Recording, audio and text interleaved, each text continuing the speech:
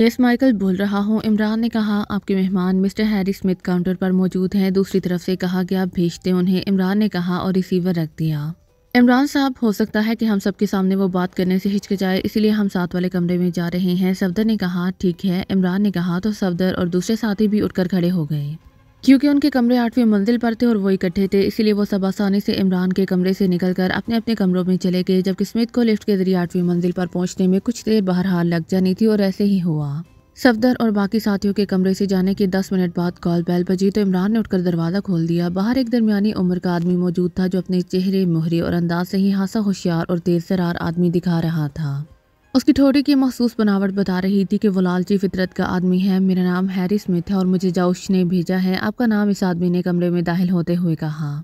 मेरा नाम माइकल है। आओ बैठो, मैं तुम्हारा ही इंतज़ार कर रहा था। इमरान ने कहा, थैंक यू सर। इमरान के बात करते ही स्मिथ के लहजे में मोतबानापन उभर आया था। क्या पीना पसंद करोगे? मैं ज़ाती तौर पर तो एप्पल जूस पीना पसंद करता हूँ। इमरान ने कहा, एप्पल जूस? गुड, मैं भी यही पी लूँगा। स्मिथ ने कदरे खुशामदाना लहजे में कहा तो इमरान ने फ़ोन का रिसीवर उठाकर एक के बाद दीगरे 3 बटन प्रेस किए और फिर रूम सर्विस वालों को कमरे में 2 एप्पल जूस की गिलास भिजवाने का कहकर उसने रिसीवर रख दिया। मिस्टर स्मिथ, क्या आप कभी इस लेबॉर्ट्री में गए हैं जहां डॉक्टर हेराल को भेजा गया है? मेरा मतलब है प्रिंस जॉर्ज में वाक़ई लेबॉर्ट्री। इमरान ने कहा, मैं खुद तो वहां कभी नहीं गया। अलबत्ता ये मुझे मालूम है कि डॉक्टर हेराल को किसी लेबॉर्ट्री में नहीं भिजवाया गया बल्कि हिफाजत के पेश नज़र वहां भिजवाया गया है। स्मिथ ने जवाब दिया तो इमरान बेइख्तियार चौंक पड़ा। उसके चेहरे पर हैरत के तासुरात उभर आए थे। उसी लम्हे दरवाज़ा खुला और एक नौजवान वेटर हाथों में ट्रे उठाए अंदर दाखिल हुआ। ट्रे में एप्पल जूस के 2 बड़े टिन रखे हुए थे। उसने एक टिन स्मिथ के सामने और दूसरा इमरान के सामने रखा और फिर खामोशी से वापस मुड़ गया। जूस लें, इमरान ने कहा और अपने सामने वाला टिन उठाकर उसमें मौजूद स्ट्रॉ से मुंह लगा लिया। स्मिथ ने भी ऐसा ही किया। फिर इन दोनों के दरमियान इस वक्त तक खामोशी छाई रही जब तक दोनों टिन खाली नहीं हो गए। मिस्टर माइकल, आपने मुझे कुछ अनायत करना था, स्मिथ ने कहा। हाँ, इमरान ने कहा और जेब से मुकामी करेंसी की भारी मालियत की एक बड़ी गड्डी निकालकर उसने स्मिथ के सामने रख दी। गिन लो ताकि बाद में कोई शिकायत ना हो, इमरान ने कहा। और नहीं जनाब, गिनने की जरूरत नहीं है, थैंक यू सर, स्मिथ ने झपट कर नोटों की गड्डी उठाते हुए कहा और जल्दी से उसे अपने कोट के अंदरूनी जेब में रख लिया। इस दौरान इमरान ने कोट के अंदरूनी जेब से उतनी ही मालियत की एक और गड्डी निकाली और उसे अपने सामने मेज़ पर रख लिया। ये क्या मतलब? स्मिथ ने आंखें फाड़ कर दूसरी गड्डी को देखते हुए कहा। मिस्टर स्मिथ, अगर आपकी मर्जी मेरी मर्जी के मजीद मालूमात मुझे मुहैया कर सकती है तो ये गड्डी भी आपको मिल सकती है, इमरान ने मुस्कुराते हुए कहा तो स्मिथ की बातें खिल उठी। मुसरत की शिद्दत से उसके चेहरे के आसाब इस तरह फड़फड़ाने लगे जैसे चेहरे के आसाब में से ताकतवर इलेक्ट्रिक करंट गुजर रहा हो। यकीनन जनाब, आप पूछे, स्मिथ ने मुसरत भरे लहजे में कहा। अभी आपने कहा है कि प्रिंस जॉर्ज में डॉक्टर हेराल को हिफाजत के पेश नज़र भेजा गया है। वहाँ कोई लेबॉर्ट्री नहीं है और ये भी आपने ही कहा है कि आप वहाँ पहले कभी नहीं गए। ये दोनों बातें उलझी हुई हैं, इमरान ने कहा। हाँ, अब मुझे तफसील बताने में कोई हर्ष नज़र नहीं आ रहा। आप बड़े फयाज आदमी हैं। डॉक्टर विलियम ने मुझे यहाँ से रवानगी के लिए बराह रास्त प्रिंस जॉर्ज पहुँचने के लिए जेट जहाज़ चार्टर कराने का हुक्म दिया तो मैं हैरान रह गया क्योंकि ये बेहद महंगा पड़ता है। मैंने जब यही बात उनसे की तो उन्होंने कहा कि इसकी पेमेंट बाद में मॉर्गो चीफ करेंगे। मैंने पूछा कि इतनी दूर लेबॉर्ट्री में उन्हें भिजवाने की क्या ज़रूरत है? यहाँ से करीब ही नाडक में एक और लेबॉर्ट्री भी मौजूद है, वहाँ भिजवा दिया जाए ताकि खर्चा भी बच जाए और डॉक्टर हेराल भी महफूज रहें। तो उन्होंने मुझे बताया कि प्रिंस जॉर्ज में किसी लेबॉर्ट्री में डॉक्टर हेराल को नहीं भेजा जा रहा बल्कि वहाँ मॉर्गो तंजीम के तहत एक बहुत बड़ा कैंप है जहाँ मखसूस लोगों को तरबियत दी जाती है। ये तरबियत याफ्ता मॉर्गो स्टार कहलाते हैं। इन मॉर्गो स्टार्स की एक पूरी तंजीम बनाई गई है जो पूरी दुनिया का इस वक्त अमली चार्ज संभाल लेगी। जब पूरी दुनिया से मुसलमानों का खात्मा करके पूरी दुनिया पर यहूदियों का कब्जा हो जाएगा तो ये सुनकर मुझे बहुत हैरानगी हुई क्योंकि मुझे इसके बारे में कभी पहले इल्म नहीं हुआ था। इसलिए मैंने उनसे पूछा कि ऐसा ना जाने कब हो तो तब तक ये स्टार्स क्या करेंगे। तो डॉक्टर विलियम ने मुझे बताया कि 150 स्टार्स तैयार हो चुके हैं और मजीद 200 तैयार होने हैं। फिर उन्हें पूरी दुनिया की यहूदी तंजीमों के साथ अटैच कर दिया जाएगा। इस कैंप का इंचार्ज स्टार चीफ नार्मन है जो पहले किसी अक्रीमियन एजेंसी का बड़ा मारूफ और कामयाब एजेंट रहा है। डॉक्टर हेराल को हिफाजत की गर्ज से नार्मन के कैंप भिजवाया गया है, स्मिथ ने तफसील बताते हुए कहा। डॉक्टर विलियम को इसका क्या पता बताया गया है, इमरान ने कहा। इस सिलसिले में राजदारी बरती गई है। डॉक्टर विलियम से कहा गया है कि वो डॉक्टर हेराल को प्रिंस जॉर्ज के मारूफ होटल ग्रीन वैली में रहाइश वजीद कराकर खुद वापस आ जाए। वहाँ डॉक्टर हेराल अपना नाम डॉक्टर हेराल ऑफ कार्मन बताएगा तो उसे मखसूस कमरे में पहुंचा दिया जाएगा जहां से बाद में नार्मन के स्टार्स आकर उन्हें अपने कैंप ले जाएंगे, स्मिथ ने जवाब देते हुए कहा। उसके लहजे और अंदाज से ही इमरान जान गया था कि स्मिथ सच बोल रहा है। फिर तुम्हारी बात हुई है डॉक्टर विलियम से कि वो कब वापस आ रहे हैं, इमरान ने कहा। जी हाँ, 1 घंटा पहले उनका फ़ोन आया था कि वो 2 रोज़ बाद वापस पहुंचेंगे क्योंकि उन्हें रास्ते में कई फ़्लाइट्स तब्दील करना पड़ेंगी, स्मिथ ने जवाब दिया। डॉक्टर हेराल का फार्मूला रिवर्स सर्कल क्या वो लेबॉर्ट्री में मौजूद है? इमरान ने कहा, नहीं जनाब, वो फार्मूला साथ लेकर गए हैं। उनका कहना है कि चाहे वहाँ लेबॉर्ट्री हो या ना हो, फार्मूला वो अपने साथ रखेंगे और डॉक्टर विलियम ने उन्हें इसकी इजाज़त दे दी। जबकि पहले उन्होंने ये कहकर उन्हें फार्मूला साथ ना ले जाने की बात की थी कि वहाँ कोई लेबॉर्ट्री तो नहीं है कि वहाँ वो फार्मूले पर काम करते रहेंगे। लेकिन जब डॉक्टर हेराल ने इसरार किया तो डॉक्टर विलियम ने इजाज़त दे दी। स्मिथ ने जवाब देते हुए कहा, तुम्हें मालूम है कि डॉक्टर हेराल ने अपने चेहरे की प्लास्टिक सर्जरी किस सर्जन से कराई है? इमरान ने पूछा। जी हाँ, बड़ा मशहूर सर्जन है, उसका नाम डॉक्टर डोनाल्ड है। जैक्सन रोड पर उसका क्लिनिक और अस्पताल है, स्मिथ ने जवाब दिया। तो इमरान ने सामने मौजूद नोटों की गड्डी उसकी तरफ खिसका दी और स्मिथ ने उसे इस तरह झपटा मारकर उठाया कि जैसे उसे खतरा हो कि गड्डी कहीं गायब ना हो जाए। अब तुम सब कुछ भूल जाओ, किसी से कुछ मत कहना वरना तुम्हारी जिंदगी खत्म हो सकती है, इमरान ने कहा। मैं समझता हूँ सर, आप बेफिक्र रहें और बेहद शुक्रिया, अब मुझे इजाज़त, स्मिथ ने कहा और तेज़ी से दरवाजे की तरफ बढ़ता चला गया। उसके बाहर जाने के बाद जैसे ही दरवाज़ा उसके अकब में बंद हुआ, इमरान ने हाथ बढ़ाकर रिसीवर उठा लिया और फ़ोन सेट के नीचे मौजूद बटन को प्रेस करके फ़ोन को डायरेक्ट किया। फिर उसने इंक्वायरी के नंबर प्रेस कर दिए। Yes enquiry please. राब्ता कायम होते ही एक निस्वानी आवाज़ सुनाई दी, गास्टा से कारमन का राब्ता नंबर दें। इमरान ने कहा तो चंद लम्हों की खामोशी के बाद राब्ता नंबर बता दिया गया।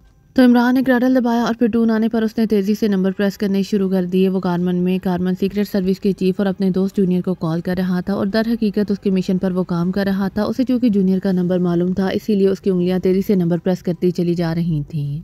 यस राब्ता कायम होते ही एक निस्वानी आवाज़ सुनाई दी, 3 बार यस ना कह देना वरना जूनियर को तुम जैसी फ़ोन सेक्रेटरी दोबारा नहीं मिलेगी। इमरान ने मुस्कुराते हुए लहजे में कहा, आप कौन हैं, कहाँ से बोल रहे हैं? दूसरी तरफ से चौंक कर कहा गया, मैं बोल तो चाली की शहर गास्टा से रहा हूँ और मेरा नाम अली इमरान MSCD एक्शन है। इमरान ने इस बार अपना असल नाम बताते हुए कहा, क्योंकि अब उसे मालूम हो गया था कि यहाँ गास्टा से परिंदा उड़ चुका है, इसलिए यहाँ मजीद मुहतात होने की ज़रूरत नहीं रही थी।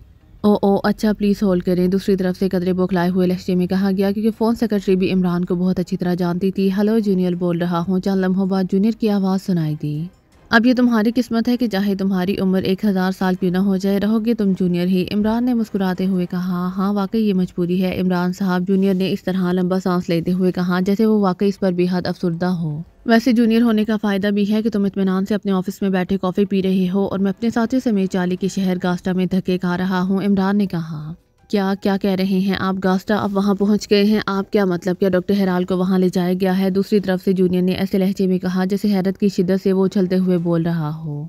डॉक्टर हेराल खुद यहाँ पहुँचा है और उसने यहाँ बाकायदा एक माहिर सर्जन से अपने चेहरे की प्लास्टिक सर्जरी कराई है ताकि उसे जूनियर भी ना पहचान सके। इमरान ने कहा, ये क्या कह रहे हैं? डॉक्टर हेराल को तो बाकायदा अगवा किया गया है, क्या वो वाकई गास्टा में है? ऐसा है तो मैं टीम लेकर आऊँ वहाँ, जूनियर ने कहा। तो इमरान बेइख्तियार हंस पड़ा। तुम्हारे डॉक्टर हेराल ने हमें शटल कॉक बना दिया है, इमरान ने कहा। क्या मतलब इमरान साहब, प्लीज़ खुलकर बताएं सूरत हाल, जूनियर ने मिन्नत भरे लहजे में कहा। तो इमरान ने उसे डॉक्टर हेराल की ट्रांडा जाने फिर ट्रांडा से गास्टा और अब गास्टा से कनाडा की शहर प्रिंस जॉर्ज पहुंचने की तफसील बता दी। मॉर्गो स्टार एजेंट, ओ मैंने सुना तो था कि ऐसे एजेंट तैयार किए जा रहे हैं, लेकिन मैंने उसे किसी की खुशउम्मीदी समझा था, जूनियर ने कहा। और इसका खैर तुम्हें मालूम है कौन है? तुम्हारा बल्कि हमारा दोस्त नॉर्मन, जो क्रीमिया की ब्लैक रॉड एजेंसी का मारूफ एजेंट था, वही जो दाएं टांग से ज़रा लंगड़ा कर चलता था। इमरान ने कहा, ओ नॉर्मन, वो वाकई कट्टर यहूदी था। ओ तो डॉक्टर हेराल अब उसकी तहवील में है, जूनियर ने कहा। हाँ, और मैंने तुम्हें इसीलिए फ़ोन किया है कि अब फाइनल राउंड में बड़ी मार धाड़ होगी, इसीलिए तुम्हारे साइंसदान को शायद जिंदा वापस ना लाया जा सके। और मैंने इसीलिए फ़ोन किया कि ये तुम्हारा और तुम्हारे मुल्क का मिशन है। अब अगर स्टार कैंप से हम तुम्हारे साइंसदान को वापस ना ला सकें और उसका रिवर्स सर्कल फार्मूला भी हासिल ना कर सके तो तुम और तुम्हारी हुकूमत हम पर उंगली उठा सकती है कि हमने दानिस्ता ये सब किया है। इसीलिए अब 2 सूरतें हैं, एक तो ये कि हम यहाँ से वापस पाकिस्तान चले जाएं और फिर जब डॉक्टर हेराल को किसी लेबॉर्ट्री में भेजा जाए तो दोबारा उसके लिए काम किया जाए। दूसरी सूरत यह है कि हमारी जगह तुम ले लो और फिर ऑपरेशन करो। इसका जो नतीजा होगा वो बहरहाल काबिल एतराज़ नहीं होगा। तुम इस सिलसिले में कोई जज्बाती फैसला ना करो, अपने हुकूमत से मशवरा करके मुझे बताओ, इमरान ने कहा।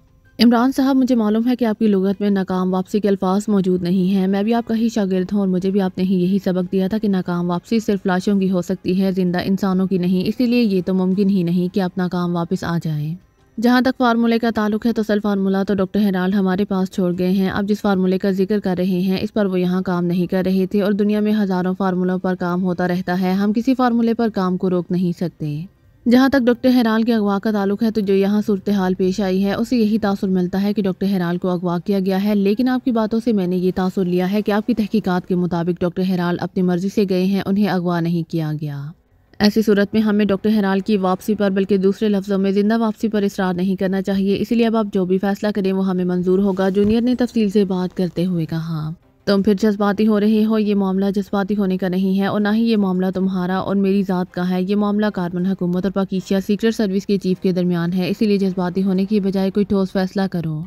मैं 1 घंटे बाद तुम्हें दोबारा फ़ोन करूंगा, इमरान ने कहा और क्रैडल दबाकर उसने टोन आने पर साथ वाले कमरे के फ़ोन का मखसूस नंबर प्रेस कर दिया। यस। दूसरी तरफ से सफदर की आवाज़ सुनाई दी। तुम्हारे अकेले यस कहने से कुछ नहीं होगा, यही लफ्ज़ सालिहा को भी अदा करना सिखा दो, फिर बात बन जाएगी, इमरान ने कहा। इसका मतलब है कि आप अकेले आ रहे हैं, हम आ रहे हैं, दूसरी तरफ से सफदर ने कहा और इसके साथ ही राब्ता ख़त्म हो गया। तो इमरान ने भी मुस्कुराते हुए रिसीवर रख दिया। थोड़ी देर बाद दरवाज़ा खुला और जूलिया के साथ बाकी साथी अंदर दाखिल हुए। क्या हुआ इमरान साहब, कोई नई बात? सफदर ने कुर्सी पर बैठते ही पूछा। बाकी सब साथियों की नजरें भी इमरान पर जमी हुई थी। इमरान ने स्मिथ के साथ होने वाली बातचीत की तफसील के साथ साथ कॉर्मन सीक्रेट सर्विस के चीफ जूनियर के साथ होने वाली बातचीत भी दोहरा दी। ये तुमने क्यों कहा कि हम नाकाम वापस चले जाएंगे? बोलो क्यों कहा? जूलिया ने हास्य गसीले लहजे में कहा। ये मिशन हमारा नहीं है, हम सिर्फ कार्बन हुकूमत के साथ दोस्ती निभाने की गर्ज से उनकी दरख्वास्त पर काम कर रहे हैं। अगर मिशन के अंजाम पर इतराज़ात उठने शुरू हो जाएं तो फिर हमारी सारी मेहनत का हमें क्या समन मिलेगा? इमरान ने भी संजीदा लहजे में जवाब देते हुए कहा। कुछ भी हो, जब हमने मिशन पर काम शुरू कर दिया है तो अब बहरहाल उसे अंजाम तक पहुंचाना ही चाहिए, जूलिया ने मेज़ पर मुक्का मारते हुए कहा।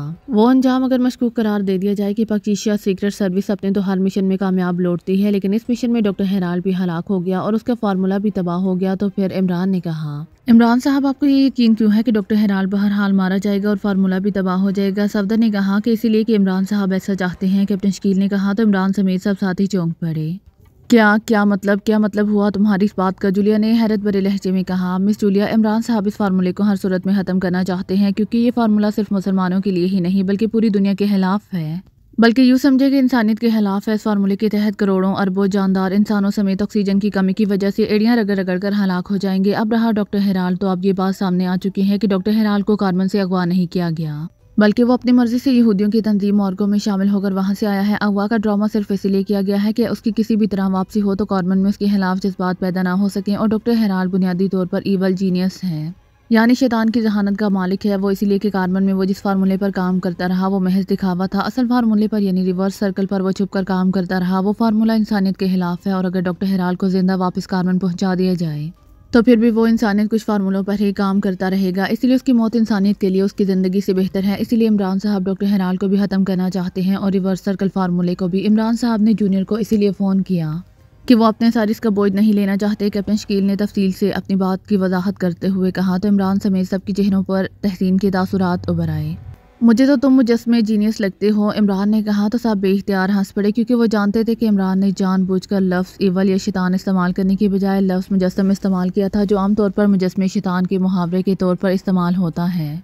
ये सब ठीक है, लेकिन इसका ये हाल नहीं है जो इमरान चाहता है, जूलिया ने कहा। अच्छा तो तुम बताओ क्या हाल होना चाहिए, इमरान ने कहा। असल कार्रवाई यहूदियों की खुफिया और मुसलमानों के खिलाफ कायम तंजीम मॉर्गो का खात्मा है। अगर मॉर्गो कायम रही तो वो ऐसे कई डॉक्टर हेराल्ड ट्रेस कर लेगी। डॉक्टर हेराल्ड अकेला कुछ नहीं कर सकता, इसीलिए असल मिशन मॉर्गो का खात्मा है, जूलिया ने कहा। अरे कमाल है, वेरी गुड, मैं तो इस मॉर्गो को भूल ही गया था। वेरी गुड, तो हम डॉक्टर हेराल्ड को छोड़कर मॉर्गो के पीछे लग जाएं, इमरान ने मुस्कुराते हुए कहा। मुझे मालूम है कि तुम ये बात तंज़िया अंदाज में कह रही हो, लेकिन हमें ऐसा ही करना होगा। डॉक्टर हेराल्ड के साथ साथ इस मॉर्गो का भी खात्मा ज़रूरी है, जूलिया ने मुंह बनाते हुए कहा। मिस जूलिया दुरुस्त कह रही हैं, मॉर्गो का हेडक्वार्टर और उसके स्टार कैंप का खात्मा ज़रूरी है, सफदर ने कहा। ट्राना में उसका हेडक्वार्टर और सेक्शन हेडक्वार्टर हम पहले ही ख़त्म कर चुके हैं, अब एक ये स्टार कैंप रह गया है और दूसरा मॉर्गो चीफ और उसका हेडक्वार्टर। तो फिर ये तय हुआ कि हम स्टार कैंप पर हमला कर दें, इमरान ने एक तवील सांस लेते हुए कहा। हाँ, और तुम भी ये तवील सोच बंद कर दो और चल पड़ो, तनवीर ने कहा। तो सब बेइख्तियार हंस पड़े। ओके, पहले मैं इस प्लास्टिक सर्जन से मिलकर इसे डॉक्टर हेराल्ड की प्लास्टिक सर्जरी से पहले और बाद का फ़ोटो हासिल कर लूँ ताकि हमें उसे पहचानने में दिक्कत ना हो। फिर मैं कार्बन जूनियर से बात करूँगा। इसके बाद वही करना है जो तुम लोग कह रहे हो। इसके बाद हम कनाडा जाने का बंदोबस्त करेंगे, इमरान ने कहा। तो सबने इस बात में सर हिला दिए। कनाडा के मशहूर शहर प्रिंस जॉर्ज से शुमाल की तरफ तकरीबन 150 किलोमीटर के फासले पर एक पहाड़ी सिलसिला था जो घने जंगलात से ढका हुआ था। ये तमाम पहाड़ी इलाका जो तकरीबन 10 किलोमीटर के एरिया में फैला हुआ था लॉर्ड डोरोथी स्टेट कहलाता था, क्योंकि ये तमाम पहाड़ी इलाका कनाडा के मारूफ लॉर्ड डोरोथी ने हुकूमत कनाडा से बाकायदा खरीद रखा था। इस पूरी स्टेट के गिर्द बाकायदा ऊंची चारदीवारी बनाई गई थी जिस पर हिफाजती तारें नस्ब की गई थीं और उसका एक बड़ा रास्ता था जिस पर बाकायदा एक चेक पोस्ट थी।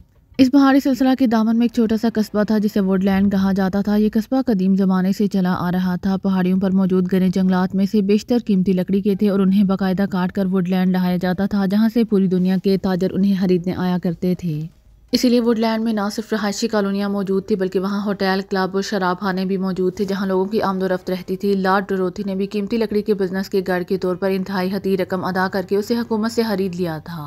और जब से ये पहाड़ियाँ खरीदी गई थी उनके गिर्द चारदीवारी बनाई गई थी, तब से यहाँ से एक ज़ाब्ते के तहत लकड़ी को काट कर और वहाँ मौजूद मशीनरी से उनकी साख्त को एडजस्ट करके उन्हें वुडलैंड पहुँचा दिया जाता था जहाँ से ये फ़रोख्त हो जाती थी। और जहाँ से लकड़ी काटी जाती थी और वहाँ एक ज़ाब्ते के मुताबिक कीमती लकड़ी के नए पौधे लगा दिए जाते थे। इस तरह ये सिलसिला इंतहाई बाकायदगी और ज़ाब्ते से चल रहा था और करोड़ों अरबों की आमदनी इस सिलसिले में होती थी। चारदीवारी का जवाज़ कागजात में ये बताया गया था कि लकड़ी चोरी ना हो सके। इस चारदीवारी में बाहर की तरफ और पहाड़ियों के दामन में इमारतें मौजूद थीं और छोटे छोटे मकानात भी थे जहां लकड़ी काटने वाले और मशीनों पर काम करने वाले और फिर इस लकड़ी को मखसूस ट्रकों के जरिए वुडलैंड तक पहुंचाने वाले अफराद रहते थे। उनको बाकायदा खसूसी पास जारी किए गए थे ताकि कोई गलत आदमी अंदर ना आ सके। जबकि पहाड़ियों के अंदर आखिरी हिस्से में अलहदा 2 बड़ी इमारतें बनी हुई थी जिनमें से एक इमारत में ऑफिस थे और यहाँ स्टार चीफ नॉर्मन का ऑफिस था। इसके साथ बाकी तमाम ज़रूरी ऑफिस और उनकी रहाइश गाहें थी। दूसरी बड़ी इमारत में वो लोग रहते थे जिन्हें पूरी दुनिया से मुंतखब करके स्टार एजेंट बनाने की बाकायदा तरबियत दी जाती थी। तरबियत गाहें भी पहाड़ियों के अंदर बनी हुई थीं। इस इमारत में तरबियत देने वालों और तरबियत पाने वालों की रहाइश के लिए छोटे छोटे कमरे बने हुए थे। यहाँ बड़ा किचन और डाइनिंग हॉल भी था जहाँ सब मिलकर खाना खाते थे। ये ट्रेनिंग दिन रात जारी रहती थी। हुकूमत को ये लिख कर दे दिया गया था कि पहाड़ियों के अंदर चूँकि कीमती लकड़ी की हिफाजत के लिए मुसल्लह अफराद मौजूद रहते हैं और जानवरों और चोरों पर फायरिंग भी की जा सकती है, इसलिए किसी फायरिंग की सूरत में वो लोग ध्यान ना दें। वैसे भी वुडलैंड में पुलिस मौजूद थी लेकिन उसका ताल्लुक सिर्फ वुडलैंड तक ही था। वो पहाड़ियों के अंदर के मामलात में दखल ना दिया करती थी। प्रिंस जॉर्ज सिटी वहाँ से 150 किलोमीटर पर था, इसलिए वहाँ से किसी मुदाखलत का कोई सवाल ही पैदा नहीं होता था। पहाड़ियों पर मुकम्मल कंट्रोल नॉर्मन का था। नॉर्मन कट्टर यहूदी था और वो पहले एक्रीमिया की खुफिया एजेंसी में रह चुका था और उसके कारनामों की धूम रही थी। नॉर्मन लंबे कद का था और अब कदरे भारी जिस्म का हो गया था, जबकि पहले वो बहुत स्मार्ट जिस्म का मालिक था। अलबत्ता फितरी तौर पर वो कदरे लंगड़ा कर चलता था। हालांकि उसके जिस्म में ऐसा कोई नुक्स नहीं था। वो बेहद ज़हीन और होशियार आदमी था। ट्रेनिंग सेंटर गुज़िश्ता 2 सालों से काम कर रहा था और अब तक 150 स्टार एजेंटों को वो ट्रेनिंग देकर मुख्तलिफ यहूदी तंजीमों में उन्हें शामिल करा चुके थे और अब 100 अफराद को वो ट्रेनिंग दे रहे थे। उनके बारे में नॉर्मन का इरादा था कि लॉर्ड डोरोथी के असर रसूख की बिना पर उन्हें क्रीमिया और यूरोप की सरकारी तंजीमों में रखा जाएगा ताकि जब पूरी दुनिया पर यहूदी हुकूमत कायम हो तो कोई एजेंसी उनके खिलाफ काम ना कर सके और इसमें मौजूद स्टार एजेंट फौरी तौर पर चार्ज संभालें। ट्रेनिंग सेंटर में मौजूद अपने वसीओ अरीज ऑफिस में नॉर्मन अपनी मखसूस कुर्सी पर बैठा हुआ था, जबकि उसके सामने कुर्सी पर एक अधेड़ उम्र आदमी बैठा हुआ था और एक फ़ाइल नॉर्मन के सामने मौजूद थी और वो इस फाइल को पढ़ने में मसरूफ़ था। तो आप दरअसल यहूदी हैं डॉक्टर रोनाल्ड, नॉर्मन ने सर उठाकर सामने बैठे हुए आदमी की तरफ देखते हुए कहा। जी हाँ, इसीलिए तो दर बदर फिर रहा हूँ। अगर यहूदी ना होता तो पाकिस्तान सीक्रेट सर्विस मेरा पीछा ही ना कर रही होती। वो लोग यहूदियों के कट्टर दुश्मन हैं, डॉक्टर हेराल ने कहा। आपने वैसे भी इंतहाई अक्लमंदी से काम लिया है कि आप अपने चेहरे की प्लास्टिक सर्जरी करा ली ताकि आपको कोई पहचान ना सके, लेकिन आपको फिर भी वहीं रहना चाहिए था, नॉर्मन ने कहा। मैं तो वहीं रहना चाहता था लेकिन शायद आला हुकाम इन पाकिस्तानियों से बेहद खौफज़दा हैं, इसलिए उन्होंने मुझे यहाँ पहुँचाने का हुक्म दिया, जिसके नतीजे में मैं यहाँ बैठा हुआ हूँ और न जाने कब तक यहाँ रहना पड़े। इस दौरान मुझे लेबॉर्ट्री की सहूलत भी नहीं मिलेगी और मेरे काम का भी खर्च होगा, डॉक्टर हेराल ने कहा। आप अपना फार्मूला भी साथ लेकर आए हैं, उसकी वजह, नॉर्मन ने कहा। ये फार्मूला मेरी ज़िंदगी है, ये इसका कदर अहम है कि इसका एक वर्क भी गुम हो गया या ज़ाया हो गया तो मेरी सारी मेहनत ज़ाया हो जाएगी और यहूदी सल्तनत भी पूरी दुनिया पर कायम ना हो सकेगी, डॉक्टर हेराल ने जवाब दिया। आप यहाँ बेफिक्र रहें। अव्वल तो यहाँ के बारे में किसी को इल्म नहीं है और अगर इल्म हो भी जाए तो यहाँ के इंतजामात ऐसे हैं कि यहाँ कोई जिंदा दाखिल हो ही नहीं सकता, नॉर्मन ने कहा। और इसके साथ ही उसने मेज़ के किनारे पर मौजूद एक बटन प्रेस कर दिया तो फ़ौरन ही ऑफिस का दरवाज़ा खुला और एक नौजवान अंदर दाखिल हुआ। मार्टी, डॉक्टर हेराल को स्पेशल हाउस पहुँचा दो, इन्हें यहाँ तमाम सहूलियात दी जा रही हैं, बस सिर्फ ये यहाँ से बाहर नहीं जा सकेंगे, नॉर्मन ने कहा। यस सर, आइए डॉक्टर साहब, नौजवान मार्टी ने मुतबाना लहजे में जवाब दिया। आपने मेरा फार्मूला अपने पास रख लिया है, ये आपके किसी काम का नहीं है, आप ये मुझे दे दें ताकि मैं इस पर मजीद गौर व फिक्र कर सकूं, डॉक्टर हेराल ने उठते हुए कहा।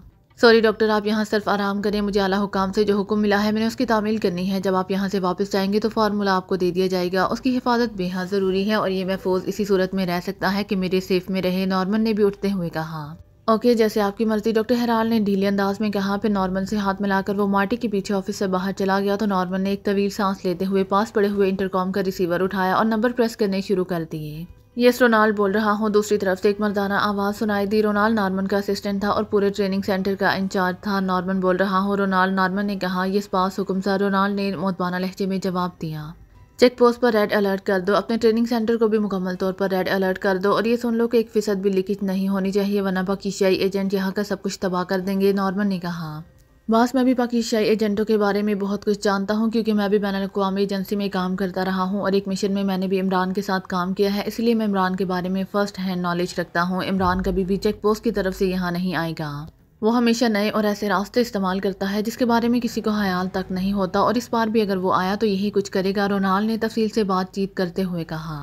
अगर वो चेक पोस्ट के रास्ते अंदर नहीं आएगा तो तुम्हारा क्या ख्याल है कि वो कहाँ से अंदर आएगा? नॉर्मन ने मुंह बनाते हुए कहा। बास, वो लाजमन पहाड़ियों की अकबी तरफ से अंदर दाखिल होगा, उसे कोई ना कोई क्रैक मिल जाएगा या वो तलाश कर लेगा। हमारी तमाम तर तवज्जो सामने की तरफ होगी, जबकि वो अकबी तरफ से अंदर दाखिल होकर कार्रवाई करेगा। रोनाल्ड ने जवाब दिया। अहमक हो गए हो, तुम्हें मालूम तो है कि दीवार बनाते हुए खास तौर पर इस बात का ख्याल रखा गया था कि कोई क्रैक या दरार बाकी ना रहे, और दीवार भी रेड स्टोन से ऊपर और नीचे काफ़ी गहराई में बनाई गई है। उसे ना तोड़ा जा सकता है, ना खोदा जा सकता है और ना ही फलांगा जा सकता है। ये इलाका वैसे भी नो फ्लाइट जोन है, इसलिए यहाँ हेलीकॉप्टर या जहाज को नीची परवाज की सूरत में फिजा में ही तबाह कर दिया जाएगा। फिर ये पाकिस्तानी एजेंट कहाँ से अंदर दाखिल होंगे? और सुनो, अगर तुम्हारा फिर भी यही ख्याल है तो अकबी दीवार में बने हुए लेकिन हाली पड़े हुए वॉच टावर पर ताकतवर दूरबीनें नस्ब कर दो। इसके साथ साथ वहाँ तजर्बाकार आदमी बिठा दो जिनके पास स्पेशल जीरो ट्रांसमीटर मौजूद हों, और वॉकी टॉकी भी, ताकि मुतवक्की कार्रवाई पर तुम्हें और मुझे इत्तला दे सकें। इसके बाद हम संभाल लेंगे, नॉर्मन ने मुसलसल बोलते हुए कहा। मैं वहाँ साइमन को इंचार्ज बना देता हूँ, वो बेहद होशियार और तेज आदमी है, वो तो उन्हें देखते ही मार कर आएगा। रोनाल्ड ने जवाब देते हुए कहा। ओके ठीक है, नॉर्मन ने कहा, और इसके साथ ही उसने रिसीवर रख दिया। अब उसके चेहरे पर इत्मीनान के तासुरात नुमायां थे।